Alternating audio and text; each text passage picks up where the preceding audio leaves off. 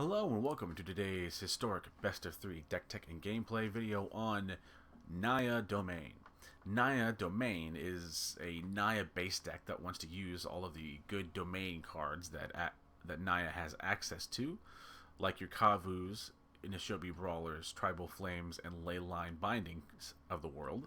But we also use a couple of nice little tech cards to get to our 5 lands, our 5 basic land types, without actually having to dilute the land base.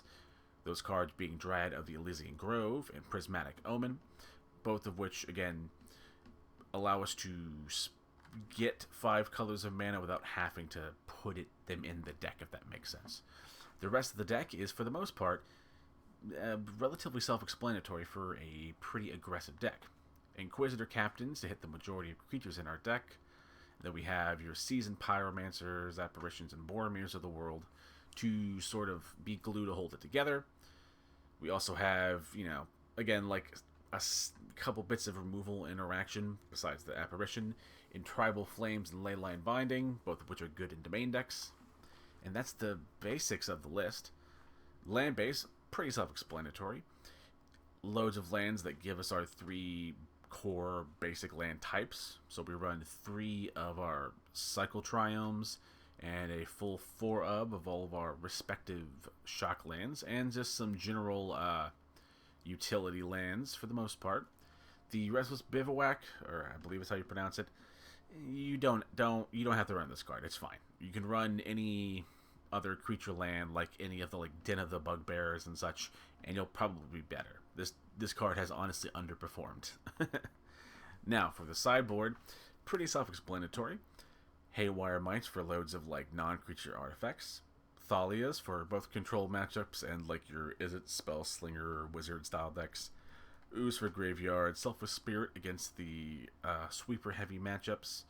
Rampaging Ferocidon for life gain. Settle for a board wipe that can be one-sided.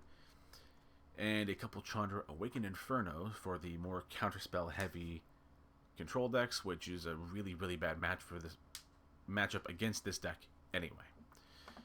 Now, that all out of the way, thank you all so much for watching. Don't forget to like the video if you like it, subscribe if you'd like my grab bag of content and would like to see more in the future. And if you have any sort of questions, like I don't have X, what about Y, or other generally nice ones, I'll do what I can to respond to all those comments down below. With that out of the way, now we'll go on to game number 1. And game number 1, with our little Naya Domain list, we'll go ahead and play first. And just for reference, the deck is, I know this is going to seem a little weird depending on when this deck video releases, but if it releases when I think it will, as of the time of recording, I believe the ladder reset yesterday, and I just haven't had time to climb back up to a normal rank. But I got to Platinum with this list and stayed in Platinum during the 2 weeks of testing that I normally spend with these decks. Now, this is a perfectly fine hand. Couple lands, things to do. Go ahead and Temple Garden on 1, playing on a Coddle. Would love to draw a 3rd land for the Dryad here. And generally just, casting other things as well. Okay, opposing life gain list, which is fine. Go ahead and play the Boseiju, and we'll play a Nishoba Brawler. And just go ahead and swing. Do have to be honest, in my experience in testing, we can take games off of life gain decks. But game 1, it's particularly difficult when you don't have access to the Rampaging Ferocidon, because it's very much so required for this, to really do a whole lot. Didn't draw the 3rd land, but we have things to do, and they aren't doing a whole lot themselves, so meh. Let's go ahead and swing with our board, try and beat aggressive. Hopefully they don't have that much. They didn't play anything on turn 2, which is very nice. Okay, what is he? I mean, now it's giving him priority to block, but I could have sworn he was holding or had access to priority there for a second. But for the most part, I think we just accept, if our opponent has removal, they have removal. For a life gain deck, their life total is pretty low. Okay, Righteous Valkyrie. Okay, so are you a cleric's deck then? It's fine. Oh, come on, man. I need lands. I have loads of lands on this list. Crap. I hate doing this, but I'm gonna not attack. I mean, oh, that's really bad. Yeah, that's really, really, really bad. That helps. That helps a lot. Go ahead and play the Dryad here. Yeah, we're just gonna attack it all together. At this point, we just want to like try and keep their life total down, so their Righteous Valkyrie to pull away with the game. Now, they're probably gonna gain an absolute fuckload of health this turn, which isn't great. I don't like that. Yeah, fuck me. Yeah, gain of life. Get the fuck out of here. That's ridiculous. That is fucking absurd. Yeah, I guess we bricked once and kind of just died. Which is, like, unfortunate, but it's just how this will work. But I think we can still play this out. We're just going to start getting rid of the Righteous Valkyries and just hope that something happens here. And start swinging with the Brawler. Hopefully they start taking trades. We don't love this, but, like, in a turn or two, if we don't kill him, we've, like, definitely lost. So we would love to hit like a Skyclave apparition to get rid of the other Valkyrie, maybe. Man, yeah, but like it's not looking fantastic. Yeah, gaining life, doing your thing. Okay, yeah, there's nothing we do. Their life total is, and I think I sort of harped on this at the beginning of this particular game. And that, like, without access to our sideboard cards, we're just in for a terrible, terrible time. So we're going to bring in some Ferocidons. That's Former's fine, in case they bring in some Sweepers of their own. Maybe one Pyromancer can go down, and, like, one Brawler. Do I want to bring in some Subtle Wreckages? I kinda do. Attack, yeah, I do. We don't love this. I think we might actually cut a couple Inquisitor Captains, actually, for the Subtler Wreckage. Because to be honest, like, if we can't answer our opponent's board, then, like, we're really gonna lose. Because life gain decks are already a tough kind of uphill battle for any aggressive deck, sort of by design, really. Again, playing first. So I'm not like mad that our opponent's doing it, but like if we don't have our sideboard cards, we're definitely gonna lose. It's just a matter of odds. So I'd rather slightly dilute it, and you can kind of cut the number of captains and not have that affect the what's the word? The odds that it'll fire, if that makes sense. Anywho, paying 2 life for the Sacred Foundry, playing a Kavu, and just trying to make things happen. See what our opponent does. If nothing else, we have a Tribal Flames for an amount.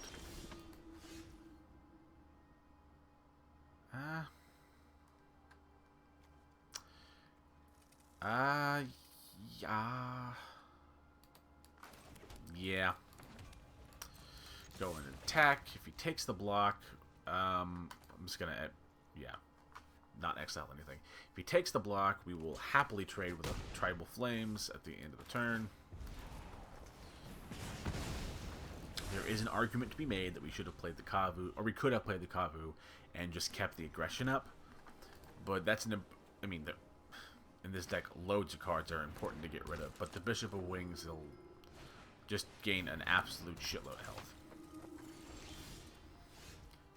Okay, in that case, with another Bishop of Wings, we're just going to play a Captain and hope it hits something useful.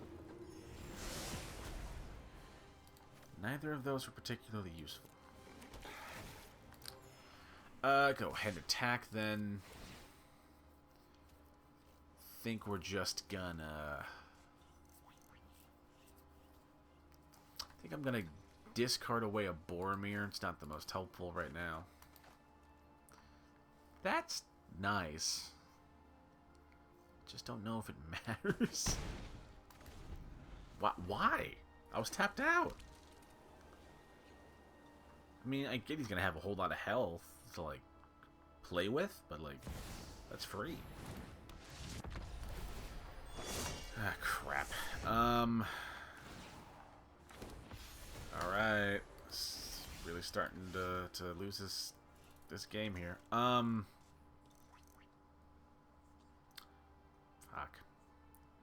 Okay, I think I'm gonna play a mountain, play a dryad.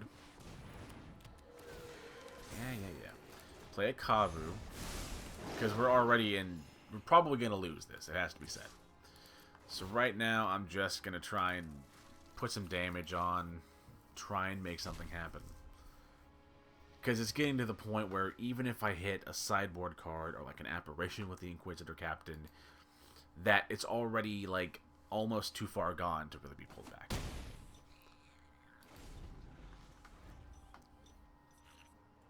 But I mean, maybe I'm probably wrong. I'm wrong about a lot of things, but that's just like my idea in that moment. Fuck. God damn. Yeah. Same thing. I think we just die. Yeah. Nothing. Yeah. I mean, we'll see what we draw, but like, this was a particularly bad matchup. Let's just see what we would have gotten off of a captain. Sorry, what? Enters the battlefield if you cast it, and there are 20 more creature cards. Okay.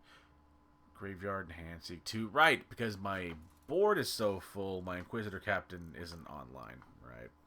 Well, that's the fucking worst thing ever. I forgot about that weird, like, sort of... yeah, it's over. Okay. Take the win. Yep. I mean, that's gonna happen, though. That is an issue with, like, most aggressive decks. That how do I word this? That white-based life gain decks are, like, a really, really bad matchup for really any aggressive deck, but they do, like... if I had to be sincere, and I wasn't just trying to, like, be, let me do this. If I had to be sincere, decks that, like, our opponent are running are totally fair decks, and they're well within their rights. I'm in a good mood, so I don't have to, like, I don't have to, like, dial down the saltiness. But I actually think the loads of white-based life gain decks actually do more to push away aggro in the format than what would traditionally be done by, like, control decks. Now, control decks still happen, and they're not great for it, but, like, the combination of control magic or matchups and Soul Sister-y, life gainy style decks do a lot to, like, make very traditional like aggressive decks. You gotta do a lot of work to, like, make it happen, and they're still in the format, and I think the format's in a good spot. All of that previous rant being said, I still think the format's in a good spot, but it's just like, and maybe this is just me, I've always felt that, like, aggro has to, like, do a lot of work in the format. It's okay, and I don't mind doing it, but it does. I think it needs to be said that the amount of work has to happen to begin with. Anywho, on to game number 2. And game number 2 with our little Naya Domain list. Go ahead and keep this, as we have 4 lands and 3 spells. Goblins. I haven't seen a Goblins deck in a long time. What is this sleeve, by the way? Oh, okay. That's cool. I like that. We'll go ahead and play Jetmir's Garden, since we weren't going to be able to play our Wild and the Cuddle on turn 1 anyway. Yeah, I actually haven't seen a Goblins deck in like, actually weeks. I don't think I've gone against a single Goblins deck, at the minimum, in the weeks of testing I've spent with this list. So, like, I'm in it. And this sort of alludes to what I was talking about at the end of game number 1, where even all of my, what could be argued as bitchy, moany complaints, I want to still maintain that the format is in a really good spot. Go ahead and play the Wild and the Coddle, just for reference, so we have things to do. So I don't want to, like, I don't want people to think that, like, I'm saying, like, it's in a bad spot. It's actually, honestly, in a pretty good spot, all things considered. What in the hell are we going to do? I think I need to keep the Tribal Flames for the Krenko. Drawing a land next turn, so maybe we keep the Iganjo as long as we can. So we'll do Plains, maybe a Kavu. I would like to keep a Leyline Binding. I mean, I'm not gonna... Yeah, I want to keep a Leyline Binding for some forms of removal. Granted, I can't really do anything against, like, a Muxus, since it's an ETB trigger, but I can get rid of the big fucking bad boy himself from ruining my... God! Is that it? 2, 4, 5... No, 6. One off. Oh yeah, he got rid of his Skirt Prospector to pay for the Matron. Okay. Playing a Mountain. Tribal Flames is at 3, so we can get rid of a Goblin Chieftain, which I think has to happen. We're probably going to be in, like, some real trouble, almost regardless of what we do. But, like, this is the best play I can do at this moment.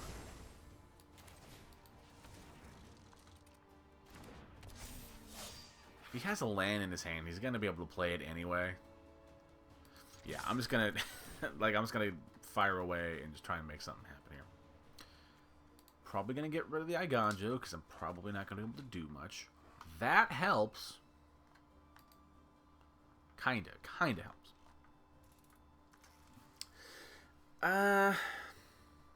If he blocks here, and with what he blocks with, it's, like, pretty telling. Really? You're going to take that block? Snoop first, just in case there's some weirdness with the math. That is... Okay, so he doesn't have a land to get there, then. Because if we had a land, you would have just played the land and maybe sacrificed a creature to play the Muxus. Honestly, feeling pretty good with that, actually. Kind of has to be said. Goblin Warchief. Go ahead, attack.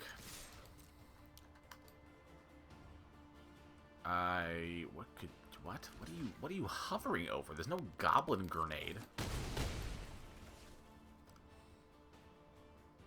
I am gonna just pass the turn and keep over the and keep open the Leyline Binding. He's at 5 mana. He can play a Goblin Warchief. Going to Binding away the Warchief immediately.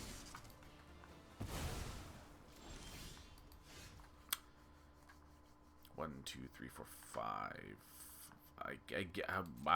Yeah. I'm gonna do the same play. Attack with Nakaddles. Keep the Binding open. Again, if he plays the Muxus, he's gonna get the big old scary enter the battlefield trigger, no matter what I do. But I can, at a minimum, stop the big boy himself from connecting for an absolute fuckload and, like, killing me in one hit. Get the fuck out of here! That's awesome! Bye-bye. I didn't think I'd take this win, but sure, I'll take it. Bonk, bonk. Yeah, it's pretty good.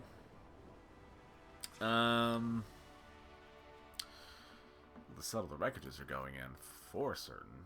The question is, what's coming out? Throw those small cards of Graveyard Hand Library. It's kind of helpful.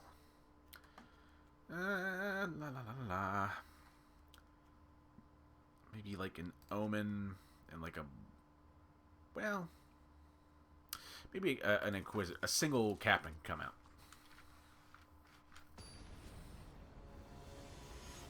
I mean, I don't think our game plan changes terribly much.